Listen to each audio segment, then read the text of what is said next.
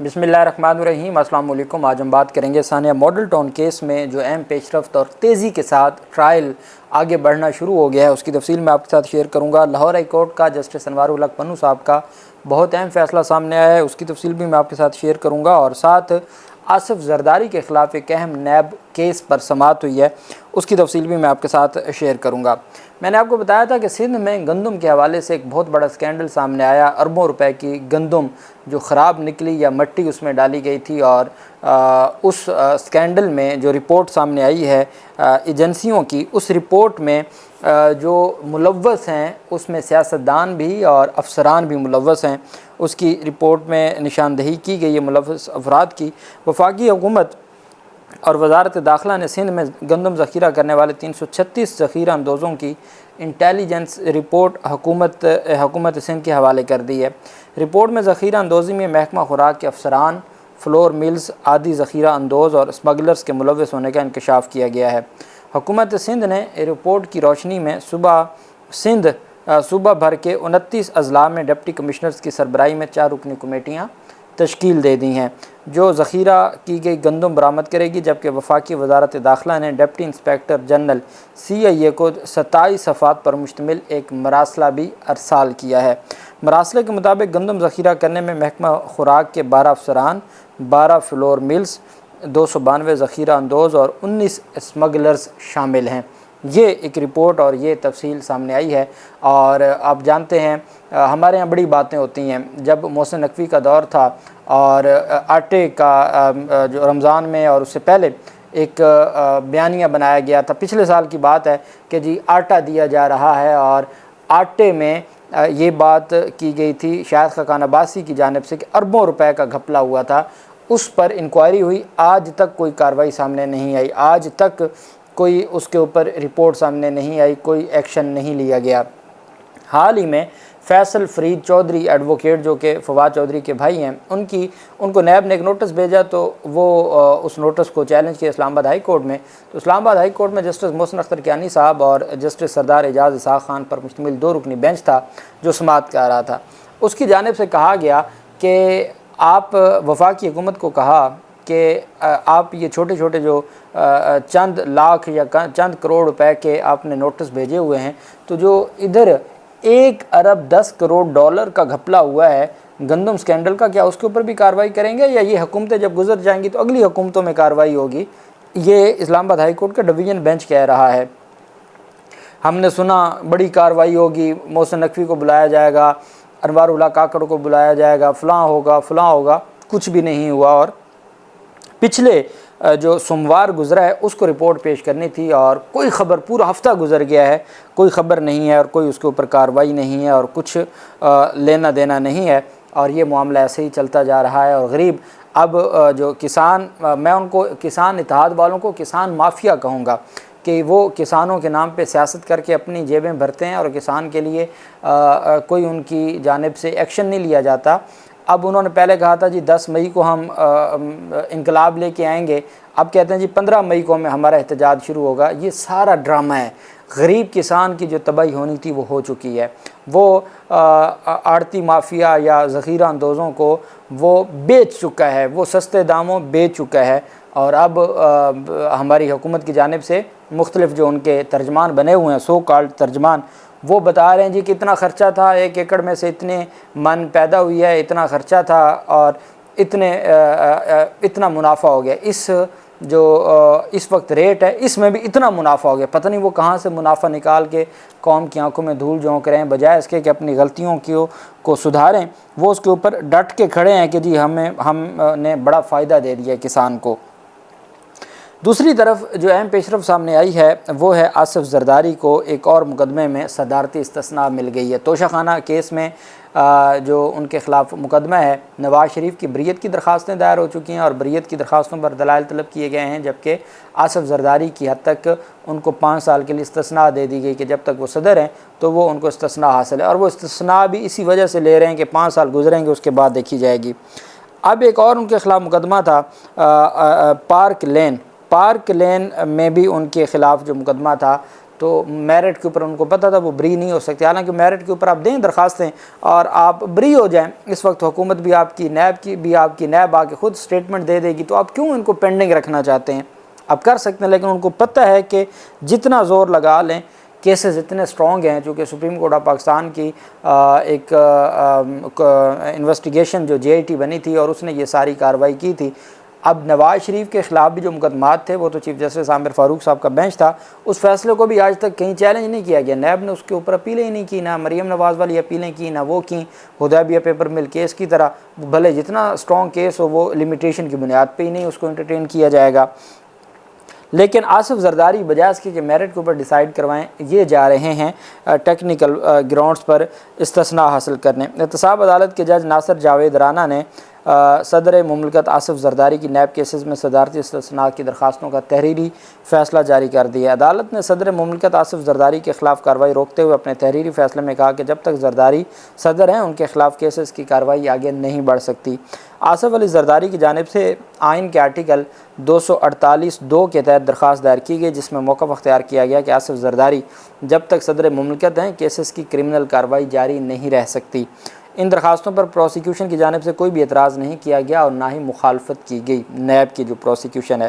احتساب عدالت نے قرار دیا کہ آئین کے آرٹیکل 248 سب آرٹیکل 2 کے تحت صدر مملکت کے خلاف کوئی کیس ہو سکتا ہے اور نہ ہی کوئی کارروائی جاری رہ سکتی ہے، لہٰذا صدر مملکت کی آصف زرداری کی کیسز سے صدارتی استثناء حاصل کرنے کی درخواستیں منظور کی جاتی ہیں۔ دنیا میں اگر کہیں پر بھی کوئی اخلاقی گراؤنڈ ہوتی تو کبھی استثناء نہ لیتے بلکہ میرٹ کے اوپر ان کو ڈیسائیڈ کروا کے بری ہو جاتے، لیکن یہ کہنا کہ جی میرے خلاف کرپشن کیسز اس وجہ سے روک دیے جائیں کہ میں صدر بن گیا ہوں اور مجھے صدارتی استثناء ملی ہے۔ آپ کو یاد ہوگا عارف علوی کے خلاف بھی مقدمات تھے، PTV حملہ کیس، پارلیمنٹ حملہ کیس، وہ 2014 والے دہشت گردی کے مقدمات تھے۔ عمران خان بھی بطور وزیر اعظم استثناء حاصل نہیں کی تھی، عدالتوں میں پیش ہوئے تھے اور بری ہوئے تھے میرٹ کے اوپر، اور پھر اس کے بعد عارف علوی بھی میرٹ کے اوپر بری ہوئے، وہ صدارتی استثناء انہوں نے نہیں لیا تھا، میرٹ کے اوپر پیش ہوئے اور کٹہرے میں گئے، وہاں ضمانتیں کروائیں اور پھر اس کے بعد ان کے وکلاء کی جانب سے دلائل دیے گئے اور وہ میرٹ کے اوپر بری ہوئے، اور پھر جب شہباز شریف کی حکومت ہے انہوں نے باقاعدہ اپیلیں دائر کی اور وہ اپیلیں بھی ان کی خارج ہو گئی تھیں، چونکہ وہ ٹائم بارڈ بھی تھیں اور میرٹ کے اوپر بھی عارف علوی اور عمران خان وغیرہ کے خلاف کوئی ثبوت نہیں تھا، اور یہی وجہ ہے کہ ان کو ریلیف مل گیا تھا۔ دوسری طرف لاہور ہائی کورٹ کے جسٹس انوار الحق پنو صاحب ہمیشہ بڑے تگڑے فیصلے دیتے ہیں۔ انوار الحق پنو صاحب نے کم عمر لڑکیوں کا نکاح رجسٹر کرنے کے حوالے سے اہم فیصلہ دیتے ہوئے نکاح رجسٹرار کے خلاف کارروائی کا حکم دے دیا۔ لاہور ہائی کورٹ کے جسٹس انوار الحق پنو نے شہری عظمت بی بی کی درخواست پر اہم فیصلہ جاری کیا۔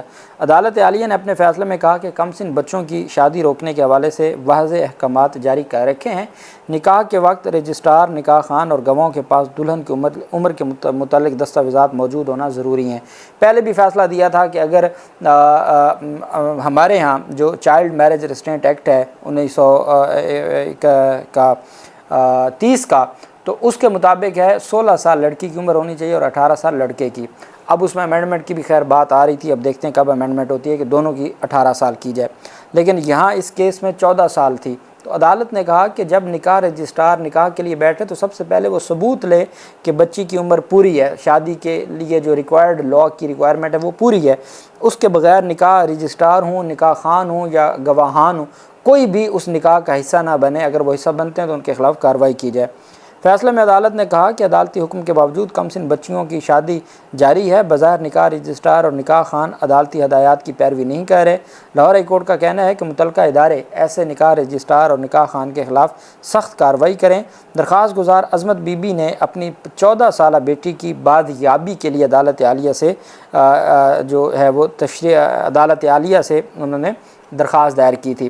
چائلڈ میرج ریسٹرینٹ ترمیمی بل 2022 کی ایک کانفرنس میں کہا گیا تھا کہ پاکستان میں ہر سال 18 سال سے کم عمر 21% لڑکیوں کو معیاری تعلیم اور صحت کی سہولیات فراہم کرنے کی بجائے ان کی شادی کر دی جاتی ہے، اور یہ اس وقت یہ چیزیں سامنے آئی تھیں، لیکن اب جو معاملہ ہے وہ صرف اس وجہ سے کہ ہمارے ہاں چیزوں کو ڈیل جس طریقے سے کیا جاتا ہے قانون پر عمل درآمد نہیں ہوتا اور یہ مسائل بنتے ہیں۔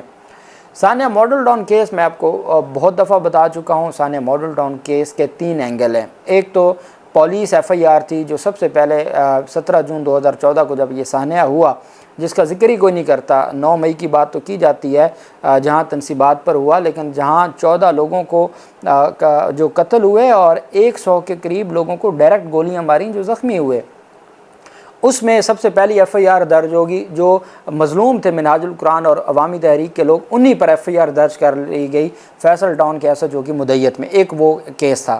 پھر دوسری ایف آئی آر ہوئی دھرنے میں، جب جنرل رحیل شریف تھے انہوں نے ایف آئی آر کروائی، جس میں نواز شریف اور شہباز شریف، حمزہ شہباز، رانا ثناءاللہ یہ سارے نامزد ہوئے۔ یہ 2 کیس ہو گئے۔ تیسرا کیس تھا کہ جب انہوں نے دیکھا کہ ہمیں پولیس ریلیف نہیں دے رہی تو انہوں نے پرائیویٹ استغاثہ دائر کر دیا۔ پرائیویٹ استغاثہ پر کارروائی شروع ہوگی۔ اب یہ 3 کیسز تھے، ایک پہلی ایف آئی آر تھی، ایک دوسری ایف آئی آر تھی اور ایک پولیس کیس تھا۔ اتنے میں ثاقب نثار نے نئی جے اے ٹی بنانے کا حکم دے دیا۔ نئی جے اے ٹی اپنے 90%، یہ 2019 کی بات ہے، 90% پاکستان تحریک انصاف کے دور حکومت میں 90% اپنا جب کام کر چکی تو لاہور ہائی کورٹ کا 2 رکنی بینچ تھا اور 3 رکنی بینچ تھا، انہوں نے سٹے دے دیا۔ سٹے دینے کے بعد سپریم کورٹ کے فیصلے پہ جے اے ٹی بنی تھی حکم پر، اور لاہور ہائی کورٹ کے 3 رکنی بینچ نے سٹے دے دیا۔ سپریم کورٹ کا 5 رکنی بینچ تھا اور وہ سٹے ہو گیا۔ سٹے ہونے کے بعد وہ چلتی یہ 2020 میں سٹے ہوا اور آج تک 2024 تک وہ سٹے ہے۔ 7 رکنی بینچ بنا تھا، سابق چیف جسٹس امیر بھٹی نے بنایا تھا، سماعت مکمل ہوتی تھی، کوئی نہ کوئی معاملہ بن جاتا تھا، فیصلے تک نہ پہنچا۔ پھر اب نہ بینچ بنا، نہ کہ سماعت کے لیے مقرر ہوا، نہ وہ سی ایم ارلی ہیئرنگ کی فائل کر سکتے ہیں، چونکہ 7 رکنی بینچ ہے، وہ بنے تو سی ایم دیں، تو وہ نہیں سماعت کے لیے مقرر ہو رہا۔ اب وہ استغاثہ کے اوپر کارروائی اس وجہ سے نہیں آگے بڑھا رہے کہ استغاثہ پہ کارروائی انہوں نے روکی ہوئی ہے کہ ان کو جے آئی ٹی وہ دیکھ رہے ہیں لاہور ہائی کورٹ کی طرف کہ جی جے آئی ٹی والا کیس سنا جائے اور جے آئی ٹی بحال ہو جائے۔ جو استغاثہ میں نواز شریف وغیرہ اور یہ جو سیاسی لوگ تھے ان کو بری کر دیا تھا، اس فیصلے کے خلاف لاہور ہائی کورٹ میں اپیلیں دائر کی تھیں، وہ خارج ہو گئیں۔ سپریم کورٹ میں 2020 سے پینڈنگ پڑی ہیں، وہ سماعت کے لیے مقرر سپریم کورٹ میں نہیں ہو رہی۔ اب کیا ہوا کہ جج جو ارشد جاوید صاحب ہیں انہوں نے کہا ہے کہ ٹھیک ہے آپ استغاثہ کیس بھی چلائیں، تو جو پولیس کیس ہے، اسٹیٹ کیس ہے جس میں نواز شریف وغیرہ بھی ملزم تھے اور اس میں جو چلان جمع ہوا تو اس میں ان تمام لوگوں کو کلین چٹ دے دی گئی تھی، تو ان کی حد تک تو بے گناہ، لیکن ان کی حد تک تو چلان جمع ہی نہ ہوا۔ باقیوں کی حد تک جو پولیس ملزمان تھے ان کی حد تک جج صاحب نے کیس کو چلانا شروع کر دیا ہے۔ اور جو استغاثہ کیس ہے اس میں بھی جج صاحب نے کہا ہے کہ آپ اپنے گواہان اور آپ اپنی جو گواہیاں ہیں وہ کروائیں، تو وہ ابھی صرف اس انتظار میں ہے کہ کوئی جے اے ٹی کا معاملہ بن جائے۔ لیکن جو سرکاری کیس ہے، اسٹیٹ کیس ہے، پولیس ایف آئی آر انہی کی مدیت میں، منہاج القرآن کی مدیت میں، لیکن اس میں گواہ پولیس کے ہیں، اس پر عدالت نے کارروائی جاری رکھے ہوئے ہے۔ آج بھی سماعت ہوئی، انسداد دہشت گردی عدالت لاہور کے جج ارشد جاوید نے سماعت کی۔ ملزمان کے وکیل برہان معظم صاحب ہیں۔ دوران سماعت Zulfiqar Butt inspector, Ashraf sub inspector, Akhlaq Ahmed constable, Aqeel sub inspector, Babar Sohail سمیت 9 سرکاری گواہان کے بیانات قلم بند کیے گئے۔ وکیل برہان معظم صاحب نے کہا کہ پولیس کی جانب سے درج مقدمہ میں 94 گواہوں کے بیانات قلم بند ہو چکے ہیں اور عدالت نے مزید گواہان کو طلب کرتے ہوئے سماعت 17 مئی تک ملتوی کر دی۔ اور اس میں جو مین مقدمہ ہے استغاثہ، اس میں پولیس افسران جن کو کہا گیا تھا کہ یہ گنہگار ہیں، انہوں نے بھی، آئی جی جو تھے اس وقت کے مشتاق سکھیرا وہ بھی بری ہو گئے، باقی جو ڈی آئی جی تھے وہ بھی بری ہو گئے، تو وہ جو چوٹی کے تمام افسران تھے وہ ایک ایک کر کے وہ استغاثہ کیس سے بری ہو رہا ہے۔ باقی جو ملزمان ہیں ان کی حد تک جو پولیس کیس ہے اس کو تیزی سے آگے بڑھایا جا رہا ہے۔ اور آج 9 گواہان کے بیانات قلم بند ہوئے ہیں، ٹوٹل 94 ہو گیا ہے۔ مزید سماعت 17 مئی تک ملتوی کر دی ہے۔ اللہ پاک پاکستان کامیاب ناصر ہو۔ بہت شکریہ۔ اللہ حافظ۔ پاکستان زندہ باد۔